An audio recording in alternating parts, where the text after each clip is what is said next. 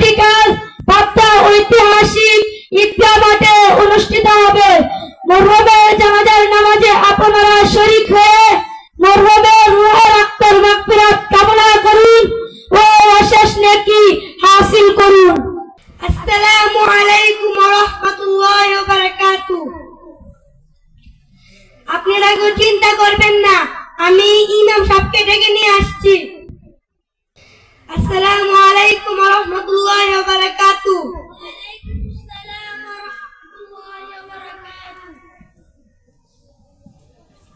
আপনি কে? আমি মোহাম্মদ জিহাদ। কিসের জন্য এসেছেন? আমার চাচার জানাজার নামাজটা পড়িয়ে দিলে ভালো হতো। ঠিক আছে, যান, আমি আসছি। আসসালামু আলাইকুম ওয়া রাহমাতুল্লাহি ওয়া বারাকাতুহু। ওয়া আলাইকুম আসসালাম ওয়া রাহমাতুল্লাহি ওয়া বারাকাতুহু। মোহাম্মদ আব্দুর রহমান কি নামাজ কালাম পড়তো? না। সে নামাজের সময় বিড়ি খাইতো। সে নামাজের সময় ঘোরাফেরা করতো। সে নামাজের সময় বাইরে আড্ডা দিত। সে নামাজের সময় ঘোরাফেরা করতো। তাহলে আমার পক্ষে জানাজার নামাজটা পড়ানো সম্ভব না। আপনারা কেউ চিন্তা করবেন না, আমি ইমাম সাহেবকে অনুরোধ করে নিয়ে আসছি। আসসালামু আলাইকুম ওয়া রাহমাতুল্লাহি ওয়া বারাকাতুহু। ওয়া আলাইকুম আসসালাম ওয়া রাহমাতুল্লাহি ওয়া বারাকাতুহু। আপনি আবার কেন এসেছেন? আমার চাচার জানাজার নামাজটা পড়িয়ে দিলে অনেক ভালো হতো। ঠিক আছে, যান, আমি আসছি। আসসালামু আলাইকুম ওয়া রাহমাতুল্লাহি ওয়া বারাকাতুহু। ওয়া আলাইকুম আসসালাম ওয়া রাহমাতুল্লাহি ওয়া বারাকাতুহু। রাসূল সাল্লাল্লাহু আলাইহি ওয়াসাল্লাম বলেছেন, আউয়ালু মা ইউহাসাবু বিল আবদু ইয়াউমাল কিয়ামাতিস সালাহ। কিয়ামতের দিন সর্বপ্রথম নামাজের হিসাব হইবে। পরে হাদিসে রাসূল সাল্লাল্লাহু আলাইহি ওয়াসাল্লাম বলেছেন, মিফতাহুল জান্নাতিস সালাহ, নামাজ বেহেশতের চাবি। আপনারা কেউ এরপর থেকে নামাজ কালাম ছাড়বেন না, ইনশাআল্লাহ। নামাজের বড় দুইটি, এক নম্বরে দাঁড়াইয়া নামাজ পড়া, দুই নম্বরে চার তাকবীর বলা। জানাজার নামাজের সুন্নাত চারটি, নম্বরে সানা পড়া, নম্বরে দুরূদ শরীফ পড়া, তিন নম্বরে মাইয়াতের জন্য দোয়া করা, চার নম্বরে সালাম ফিরানো। সবাই কথা সোজা করুন, এখানেই জানাজার নামাজ শুরু হবে।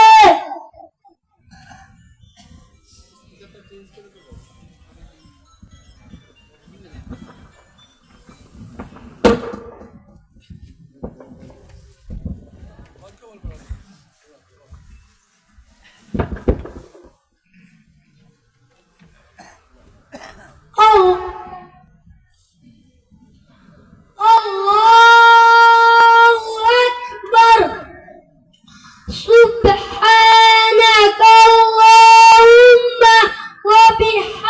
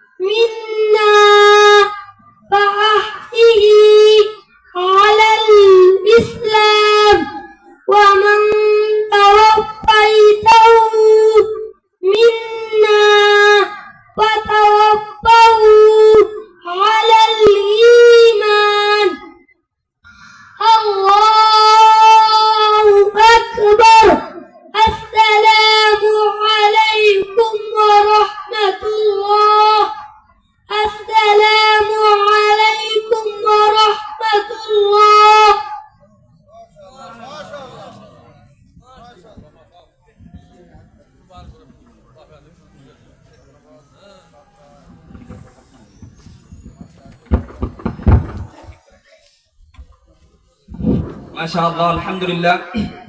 আপনারা সচক্ষে দেখতে পাচ্ছেন যে আমাদের ছোট ছোট বাচ্চারা কত সুন্দরভাবে জানাজার নামাজ পড়ালেন।